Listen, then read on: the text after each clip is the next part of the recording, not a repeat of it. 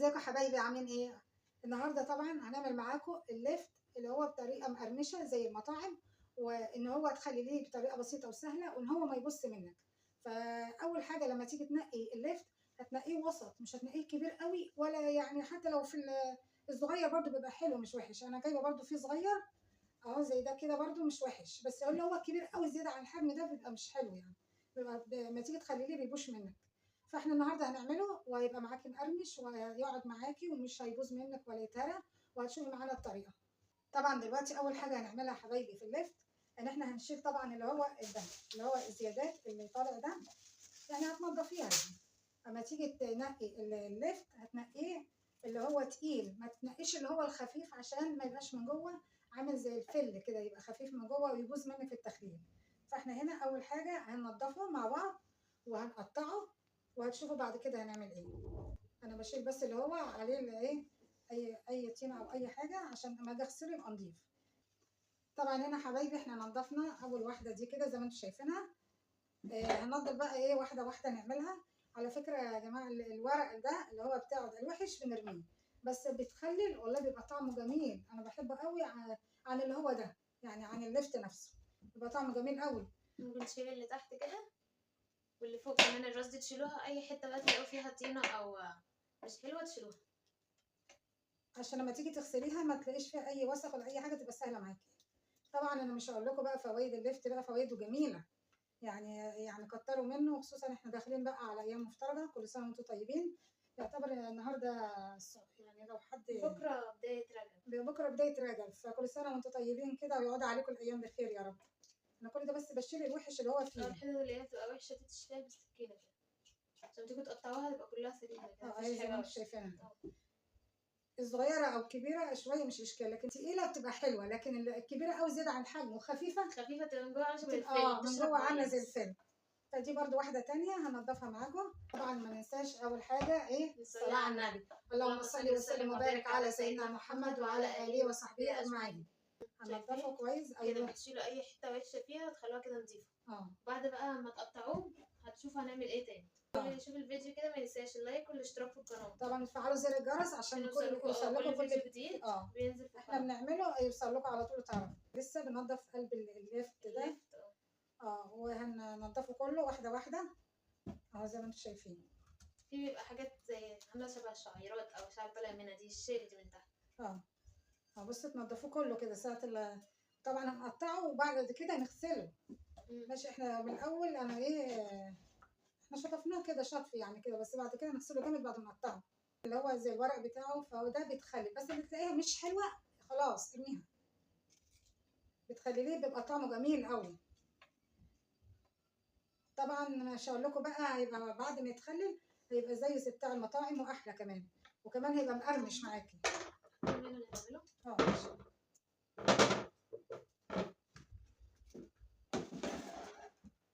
شايفين الراس دي كده تشال؟ يا جماعه بصوا نضفناها كلها زي الفل. طبعا واحده واحده هننضفها وبعد كده خطوه خطوه هنوريكم هنعمل ايه. وهنا بقى حبايبي هنا نضفناهم شطفناهم تاني عشان لو فيهم اي وسخ اي تراب بينزل يعني. فدلوقتي هنوريكم بقى هنقطعهم مع بعض بس كده. هاتي كده الورق ثانيه.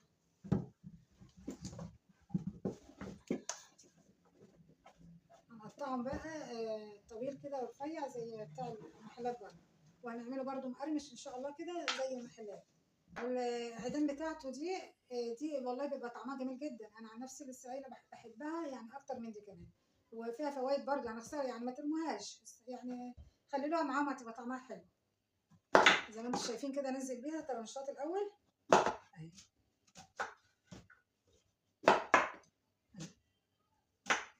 كده عملناها ايه طرنشات اللي هي دواير يعني. بعد كده هنمسك بقى دايره دايره هنعملها مطول كده. انا بحبها انا والبنات يعني بنحبها رفيعه. بنحبها رفيعه مش بنحبها كبيره. شايفين شرايح صغنونه كده. بصي ايه رايك؟ شرايح صغنونه بصي شايفين صغنونه. كل ده برضه هيتغسل بقى في الاخر بعد ما نقطع، ويتغسل ويتعمل كمان بطريقه تانية. بصي عامل ازاي شكله حلو. ده طبعا هيتحط الرفيع ده ده قلنا هنخلله برده معاهم مش هنسيبه. يعني هو بصراحة اللفت فوائده عظيمة وكبيرة قوي، فخسارة تمنعوا أبنائكم يعني إنه يستفاد منه. بصي هتعملي طرنشات. ممكن انتوا عايزينها بتحبوها كبيرة تقطعوها أكبر عادي يعني. اللي عايزة تخينة مثلا كبيرة ضخمة كده يعملها، واللي عايزة احنا رفيعة بنحبهم كده. بحبها رفيعة يعني. وانت بتاكليها بتلاقيها شكلها كده يعني يفتح النفس. طبعا بقى حبايبي احنا داخلين على ايام كريمه زي ما قلنا، اللي هو رجب شعبان رمضان. ال3 شهور دول 3 شهور جمال، اوعى حد يروحوا منه والله العظيم. اللي هيستفاد منها طبعا بتاعه ربنا اهم حاجه، اللي ربنا امرنا بيها نعمله على التقطيع. جميل. اللي ربنا امرنا بيها نعمله، يعني مثلا الصوم شوف الايام اللي الرسول عليه الصلاه والسلام كان قدوتنا، طبعا عليه افضل الصلاه والسلام، طبعا كان قدوه لينا. فاحنا بنشوف الايام الكريمه دي ونصومها، الصدقات كتروا منها، القران تلاوه القران برضه كسروا منه الايام الجميله دي، طبعا الثواب هنا بيبقى مضاعف. فخساره والله تعلموا ابنائكم كده ان هم يستفادوا من الايام الكريمه دي، يعني تنفعهم العمر. احنا زي ما قلنا احنا ده كتاب مكتوب علينا، فاللي احنا بنعمله بيتسجل، فربنا كده يجازيكم خير ويجازينا خير كده يا رب. فهنا بص قطعناه كده رفيع، كله رفيع. طبعا هنجيب البرطمان وهنغسله وننضفه ونحضره، وبعد ما نخلص تقطيع اللفت هنغسله كويس غسله حلوه كده علشان لو في اي تراب في اي حاجه تقع من الداس. ده الرفيع ده بحطه معاهم يبقى طعمه خطير. اللفت لو خدته على انكم تعملوه سهل وما بيغيبش، يعني بيقعد زي ممكن 3 ايام طبعا. والحاجات اللي هنقولها دي واحنا بنعملها دي هتحافظ عليه، فمش هيتهرى منك في البرطمان، هيقعد مده اطول. فطبعا لو خدتي عليه وعملتيه هتحبي تعمليه على طول. اول حاجه لو انت ما عملتهاش اول حاجه بتبقى صعبه، وبعد كده خلاص. طبعا رمضان عايز مخللات ياما، وعايز تحضري له تخزني له حاجات ياما، سواء لفت او خيار جزر. بس اللفت بيتهيألي عشان ما بيغيبش ممكن قبل رمضان بحاجه بسيطه. يعني ده مثلا يتاكل في رجب، هتعملي بعديه مثلا هتعملي واحد تاني يتاكل في شعبان، يعني اخر شعبان لو تعمليه ده لرمضان. يعني هو ما بيغيبش، لو سبتيه لرمضان يبوظ، يعني مش هتلحقيه في رمضان هتلاقيه اتهرى. او لو عايزاه يطول معاكي بتحطي واحده زي ما هي كده وتحطيها في البرطمان تحت، ولما تيجي تاكليهم بقى ساعتها تبقي تقطعيها وتحطيها تاني في البرطمان. خلصتي دول من على الوش كده، دول بيستحملوا بقى، انما لو عشان مقفوله لو سابت دول يتهرى لو مده طويله، انما ده يقعد مده طويله بحاله كده. انما بعد ما تخلصي دول من على الوش الموجودين تحت دول تاخديهم بقى تاني تقطعيهم وتحطيهم وتاكلي منهم، هيبقى يعني تخليهم. فدي طريقه حلوه اللي هو عايز يعمل كميه يعني، لان هو ما بيغيبش في التخليل، بيقعد 3 ايام. هنا قطعنا كميه اهي ولسه هنكمل في الكميه الثانيه. بصوا حبايبي، بصوا شكله حلو ازاي. هنقطع بقى كل ده. بصوا نقطع ازاي ده كده الشكل على حسب بقى انتوا بتحبوها صغير كبير. شوفوا انتوا هتعملوا. بصي تقطعوا كده، بصي كده الطريقه دي احلى. بصي الطرنشات كلها كده اهو، بعد كده بصي طريقته جميله بصي بقطعها ازاي كده، بصي كلها طرنشات. بعد كده اخد واحده اعملها على 3 كده. احنا كنا عاملين قبل كده الزيتون المخلل كنا عاملينه، كنا جايبين الزيتون الاخضر، وبصراحه كان طعمه خطير. وكلنا خلصنا برطمان ولسه في واحد تاني تركناه برضه، بس الايام الجميله دي برضه نطلعها نبقى ناكل منها. وكده بقى حبايبي ادينا كده نضفنا اللفت وقطعناه زي ما انت شفت اول ما قطعناه في الاول، وخلصناهم كلهم. وهنروح دلوقتي نغسلهم وبعد كده نصفيهم في المصافي ونجيبهم، وتشوف هنعمل بقى ايه الخطوه اللي بعدها. اتفضلوا بقى حبايبي معايا الشاي. اصل الشاي ده بالنعناع مزاج عندي، فانا يعني مهما اي مشروب اشربه ده ما ببطلوش ابدا، فالشاي والنعناع ده كل شويه يعني احب اعمله. فاتفضلوا معايا. تبصوا غسلناه ازاي. كل اللي احنا عملناه وقطعناه زي ما وريناكم. خدوا كده ورولهم كده، بصوا تقطيعه صغير ازاي ورفيع. شايفين غسلناه كويس عشان كل التراب اللي كان فيه ينزل اهو. دي حاجه. التانية اهو وريتها لهم وده كمان ادي التانية شايفين دي كده المصفى التانية برضو نفس الكلام، غسلناهم كويس عشان كل التراب. ودي بقى التالتة يعني التالتة اهي اللي انتوا شايفينها دي. فعملناهم بقى، غسلناهم وصفيناهم وغسلناهم كويس قوي، عشان كان لو فيهم طينه وفيهم اي حاجه احنا غسلناهم اول مره وبعد كده قطعناهم ورجعنا غسلناهم تاني، حطيتهم في ميه كتير وبعد كده صفيناهم في المصفى. اعمل لكم بقى طريقه دلوقتي عشان خاطر اهي هنحطه هنا في اللي انتوا شايفينها دي اي حاجه غويطه عندكم. اي حاجه ان هم تسعهم كلهم، فهنحطهم كلهم هنا وهنحط عليهم رشه ملح كبيره وهنسيبهم بقى نص ساعه عشان خاطر لو فيهم تلوث او فيهم اي كيماوي اي رش من بره كل ده هينزل في الميه عشان تحطيه بعد كده على نظافه يبقى نضيف وتاكليه يبقى صحي. فهنا طبعا هنا نحط ده كده، هننزل بقى ده كده واحده واحده. في عندك معلقه ولا اي حاجه؟ استني كفايه. دلوقتي بقى هنزلهم بقى كلهم هنا. اي حاجه تكون عندكم واسعه حطوا فيها اللفت اللي انتوا قطعتوه كله بعد ما غسلتوه وصفيتوه. ناخد الثانيه برده وننزلهم كده. بتنزلوا كل اللي في قلب المصفى، كل الكميه اللي انتوا عاملينها تحطوها في اي حاجه غويطه كده عشان تنقعوهم كده شويه في الملح. الخطوه دي بتخلي يعني الاكل اللفت نفسه بعد ما بتخليه بتيجي تاكليه، طبعا احنا بنخاف على اولادنا وكده فبيبقى صحي لانك بتنزلي منه اي تلوث واي حاجه رش. طبعا الاراضي الزراعيه بيبقى فيها رش وفيها حاجات من دي، فطبعا كل ده بينزل. فاللي وصل بقى معانا لحد هنا ما ينساش اللايك والاشتراك في القناه. طبعا ما تنسوش بقى تصلوا على النبي، اللهم صل وسلم وبارك على سيدنا محمد وعلى اله وصحبه اجمعين. كده عملنا الثلاثه خمس اللي احنا عملناه كله. شايفينه شايفين الكميه كده. بتحطوهم كلهم في اي حاجه غويطه كده وبعد كده تحطوا بقى عليهم الملح. هنيجي هنا بقى نرش عليهم شويه ملح. طبعا الكميه عندي كبيره فهرش كتير شويه كده عشان تاخد كل الكيماوي اللي فيه وكل اي حاجه فيه. بقى كلهم في بعض نص ساعه وتسيبيهم كده مع بعض كده مع الملح تنزل كل اللي فيها. فهتلاقي انت بقى هينزل ميه، يبقى الميه بتاعتها كده بعد ما تنزل من الملح بياخد كل التلوث اللي فيها وينزلها، هتلاقي ميه مزرقه شويه. فاحنا هنسيبه بقى ونغطي عليه شويه كده وهنرجع لكم. بس نص ساعه هتسيبوه نص ساعه وتغطوا عليه كده مش اكتر، وهنعمل لكم بقى الخطوات الثانيه وهنرجع لكم تاني. وهنا بقى طبعا يا حبايبي الميه هنا خليناها في حله كده حبه صغيره مش كتير قوي، مش حله كبيره يعني عشان تغلي. فبعد ما غلت حطينا فيها اللي هو البنجر مقطعينه حتت كده عشان ينزل لون في قلب الميه. وهنا طبعا بعد ما حطينا البنجر هنقلب بقى عشان اللون بتاعها مع الغليان يدي اللون الاحمر اللي انتوا بتحبوه في قلب اللفت. فده برضو بيحافظ لك على اللفت وان هو بعد 3 ايام كده تفتحيه بتلاقيه زي الفل.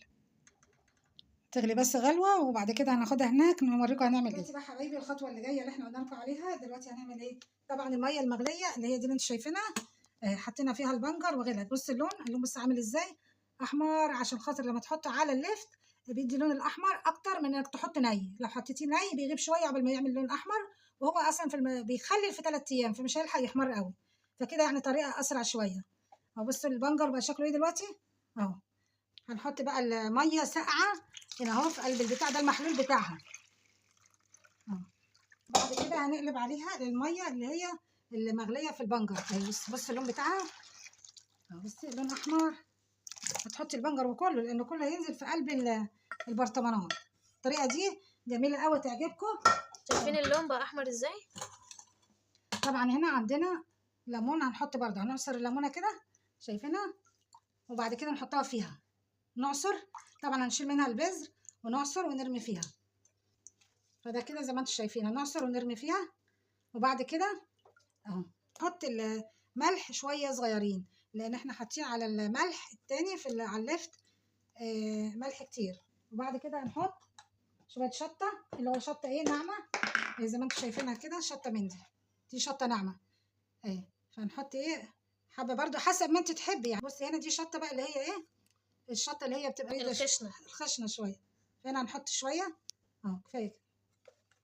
مش حطينا الشطه دي والشطه دي والملح. نحط بقى شويه خل في المحلول بتاع بصي مش كتير قوي يعني حبه كده.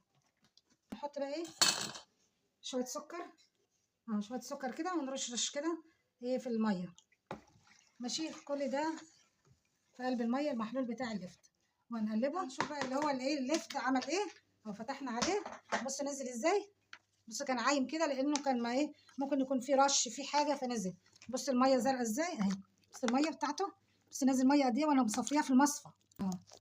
شايفين كميه الميه اللي طلعت منه؟ بص الميه حتى مغيمه كده، تحس ان هي واخده ايه التلوث كله. فاحنا ايه اللي عايز يشطف الليفت تاني يشطفه، انا هشطفه دلوقتي، واللي عايز يصفيه من الميه دي يصفيه. ماشي، فانا هروح اشطفه واصفيه وهكمل لكم بقى هنعمل ايه وارجع لكم تاني. هنا رحنا شطفناه وجينا، فهنعبي بقى البرطمانات قدامكم وهنحط، شوفوا هنعمل ايه. هناخد بقى من اللي احنا غاسلينه ده كويس، وطبعا صفى منه الكيماوي اللي فيه والتلوث واي حاجه، فهنعبيه بقى هنا ورا بعض زي ما انتم شايفين، نازل نضيفه زي الفل. يعني انت حاجه بره، والله العظيم حاجه بره انت ما هتلاقيها نضيفه زي ما انت بتعملي لاولادك او بتعملي لبيتك او بتعملي لنفسك، مش هتلاقيها نفس الحاجه زي بره. طبعا ما حدش هيهتم بصحه اولادك غيرك، فبتغسليها كذا مره وبتعمليها غير ما يكون بره مش هيهتم بالحاجه يعني زيك. دلوقتي بقى حبايبي احنا دلوقتي ايه، عندنا البرطمانات زي ما انتم شايفين كده، ما تملاش على الاخر قوي لان لسه هيتحط فيها حاجات تانية اللي هو المحلول بتاعها، ويتحط فيها فلفل وحاجات تانية. شايفين دي البرطمانات اللي احنا عبيناها شايفين شكلها حلو قوي وتقطيعه جميل برفيع. احنا قلنا بنقطعه صغير، اللي عايز يعمله كبير يعمله. دلوقتي هنحط قرن فلفل في كل واحده كده، يعني مثلا دي هنا هنحط لها واحده كده، ودي كده هنا واحده هتخش فيها كده، ودي واحده. ده على حسب انتوا بتحبوا فلفل حامي ولا لا. هو في ده حامي شويه فاحنا بنحبه حراق. هنا احمر ده حامي قوي فهنحطه، في ناس بتحبه حامي وفي ناس مش قوي، فده اخف شويه في بالنسبه للشطه بتاعته. وده هنا البرطمانات هنعبيها بقى المحلول بتاعها. هناخد من ده بقى نحط نملى البرطمانات، والبنجر طبعا قطع البنجر ده يتحط معاها. تحطي حتت بنجر وفي ليمون كمان. بص زي الدم بس شربات، فلما غليتيه اللون بتاعه بيتسبع في قلب الميه، الني بيغيب شويه عقبال ما هو يحمره، وعشان هو اصلا الليفت ما بيغيبش فبيقعد 3 ايام، وبعد كده بتاكليه. احنا حطينا طبعا الليفت زي ما انتم شفتوا، وحطينا المحلول بتاعها زي ما عملناها خطوه بخطوه، وحطينا فيه البنجر وحطينا الليمون وحطينا الحاجات بتاعته كلها، وبصوا غطيناه بالميه. فهو طبعا احنا قلنا ما بيغيبش فيقعد ايه 3 ايام يعني شويه، يعني مش هيغيب هتفتح عليه. فبعد كده خلصنا هناخد بقى الورق، هاتي واحده بس كده، الورق ده كده عشان يبقى محكم ما يدخلش فيه هواء ان هو يفسده، ونقفل عليه كده زي ما انتم شايفين. حكمي عشان الهواء لو دخل في الجوانب بيفسد الحاجه وبيخليها تبوظ. كمان كده زي ما انتم شايفين نحكمه كده عشان الهواء ما يدخلش في الجوانب. كده بقى حبايبي ده الشكل النهائي للليفت بعد ما قطعناه ونضفناه قدامكم خطوه بخطوه شفتوها معانا في الفيديو. فطبعا هيطلع ان شاء الله كده بالشكل المقرمش، وهتلاقوه طعمه جميل وحلو، وغير كده يبقى شبه بتاع المطاعم، وغير كده كمان صحي. يعني انت بايدك عملتي حاجات صحيه، ما عملتيش زي يعني ما بتشتري من بره ما تعرفيش عنها ازاي، بس انت كده عملتي لاولادك حاجه صحيه ان شاء الله تبقى يعني طعمها حلو وجميل. وده الشكل النهائي بتاعها. ده كده الشكل النهائي للليفت المخلل اللي عملناه معاكم خطوه بخطوه، فجربوا بنفس الطريقه هيطلع معاكم جميل جدا.